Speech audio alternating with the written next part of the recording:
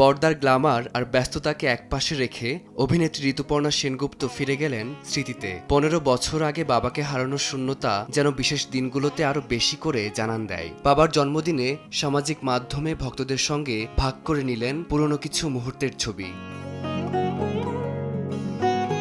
অভিনেত্রী তার পোস্টে লিখেছেন, শুভ জন্মদিন বাবা, আজ 15 বছর হলো তুমি আমাদের ছেড়ে চলে গিয়েছো। তোমার স্মৃতিগুলো প্রতিদিন আমাদের সঙ্গে রয়েছে। মাঝে মাঝে আমি খুব দিশেহারা হয়ে পড়ি, তখন কান্না পাই। তুমি যেখানেই থাকো ভালো থেকো, আমরা তোমায় খুব মিস করি বাবা। অথচ এই ইন্ডাস্ট্রিতে ঋতুপর্ণার শুরুটা বাবার মর্জিতে ছিল না, বরং সরকারি উচ্চপদস্থ কর্মকর্তাদের পরিবারে মেয়ের অভিনয় জগতে আসা নিয়েছিল প্রবল আপত্তি। ক্যারিয়ারের শুরুর দিনগুলোতে বাবার অনীহার কারণে তাকে বেশ সংগ্রাম করতে হয়েছিল। এমনকি প্রযোজকদের ফোন পর্যন্ত কেটে দিয়ে বাবা চেয়েছিলেন মেয়েকে লাইমলাইট থেকে দূরে রাখতে।